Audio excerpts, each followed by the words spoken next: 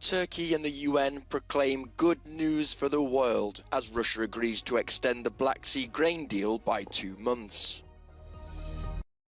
Leaders of the Council of Europe meeting in Iceland agreed to establish a register of damage caused by Russia's invasion of Ukraine. Manchester City booked their place in the Champions League final with an emphatic 4-0 win over title holders Real Madrid.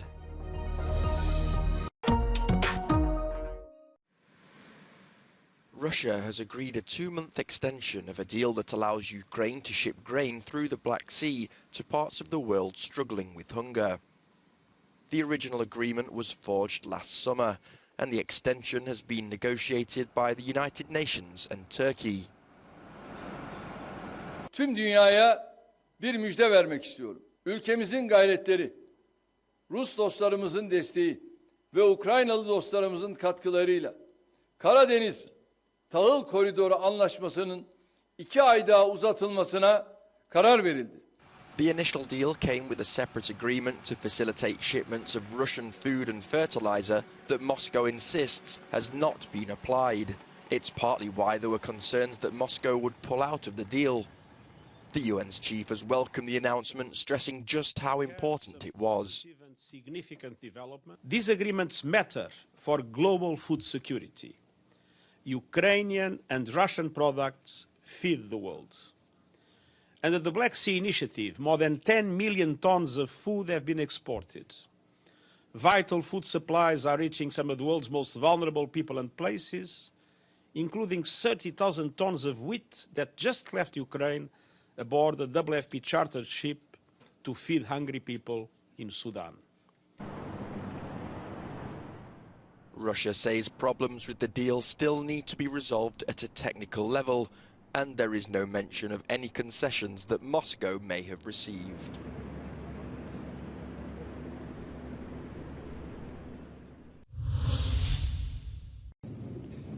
Leaders of the Council of Europe's 46 member states will establish what they call a register of damage caused by the Russian Federation's aggression in Ukraine.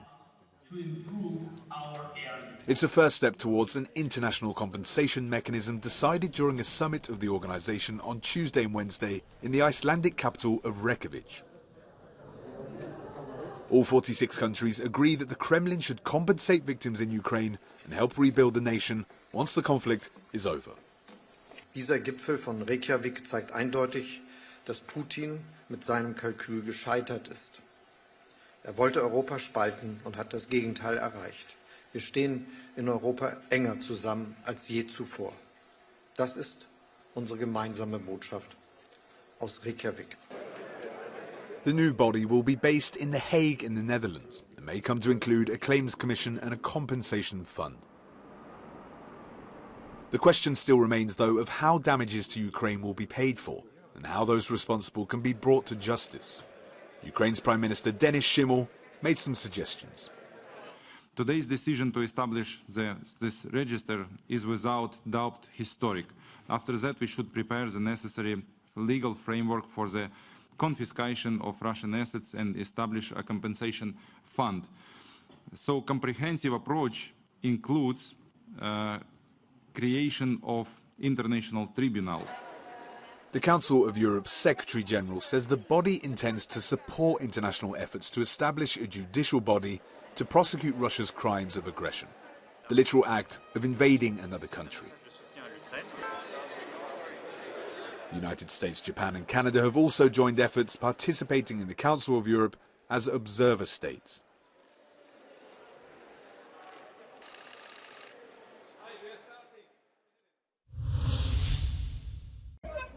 Prince Harry and his wife Meghan said they were caught up in a paparazzi car chase with near-catastrophic consequences following a charity event in New York. Their spokesperson described it as an unrelenting pursuit, while police said photographers made the journey challenging. The incident has stirred memories of the 1997 car crash that killed Harry's mother, Princess Diana, in Paris. I think all of us, I don't think there's many of us who don't recall how his mom died, and it would be horrific to lose an innocent bystander during a chase like this, and something to have happened to them as well. So I think we have to be extremely responsible. I thought that was a bit reckless and irresponsible. A taxi driver who picked the couple up as they evaded photographers said they appeared nervous. Nice people, they look nervous. I mean, I think they were being chased the whole day or something, so they were pretty nervous, you know. But the security guard, he was on it. Prince Harry has a strained relationship with the world's press, especially photographers. He has referred to the paparazzi as a pack of dogs who constantly hounded his mother.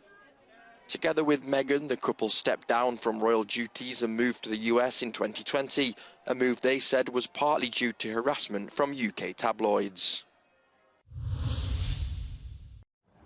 9 people have died and others are missing in northern Italy after the Emilia-Romagna region received the equivalent of 6 months of rainfall in 36 hours, according to local media.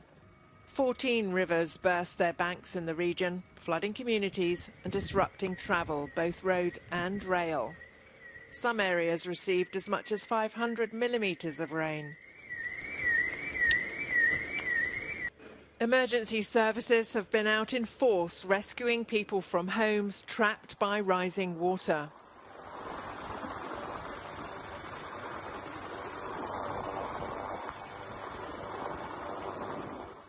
Some are trying to clean up, their homes covered with mud. Gli elicotteri hanno girato tutta la notte qui, andare a soccorrere quella casa là, li hanno portati via con l'elicottero, c'erano degli anziani, dei bambini. Abito qui dal 79, ne ho viste passare di piene, ma io così non l'ho mai vista. Qui noi non abbiamo mai avuta l'acqua. Sport events are not spared either. This weekend's Imola Grand Prix has been cancelled. Italy is not alone. Serbia, Croatia and Slovenia have had heavy rain too. Widespread damage to homes, farmland and vehicles have people looking to their governments to help out with funds to help the flood victims.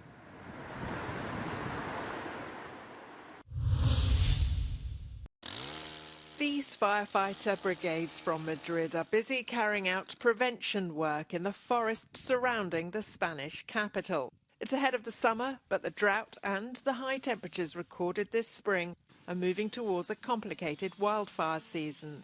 Nuestra labor aquí es hacer un trabajo de reducción del combustible con objeto de que los incendios cuando se produzcan se desarrollen de una manera menos virulenta. Weather conditions have forced the campaign to start earlier and to reinforce fighting teams. While work continues on foot with heavy machinery, the brigades are ready to act in the event of an alarm.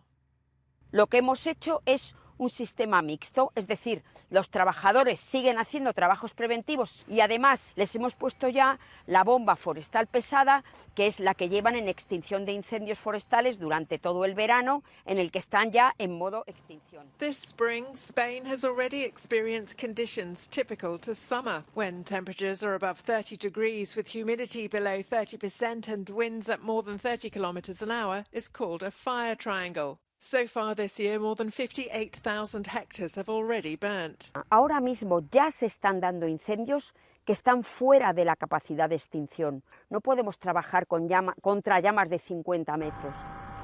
Euronews attended one of the training sessions of Madrid's helicopter brigades.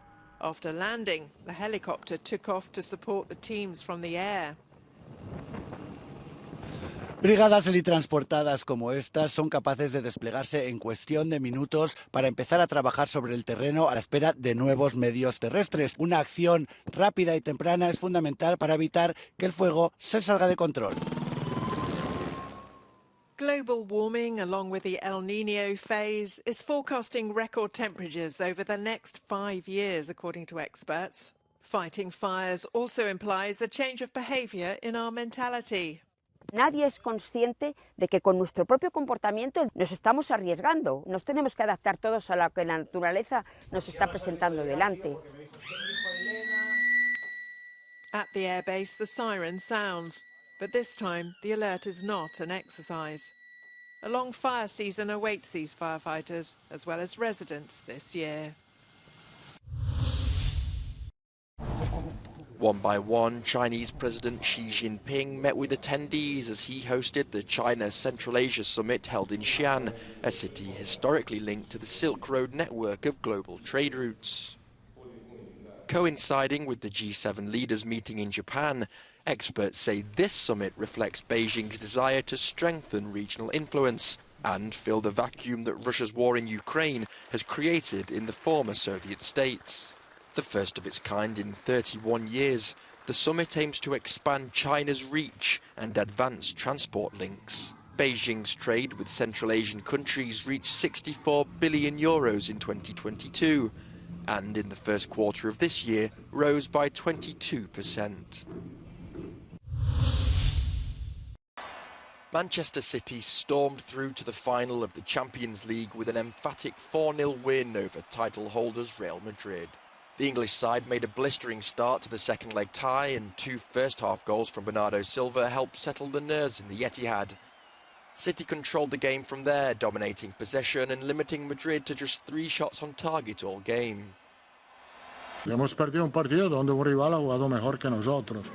La actitud, como puede pensar que la actitud no ha sido buena en una semifinal de Champions. La motivación, la ilusión era a tope, han jugado mejor que nosotros, tenemos que aceptarlo también. Esta derrota es solo un paso para intentar de ser mejor el año próximo.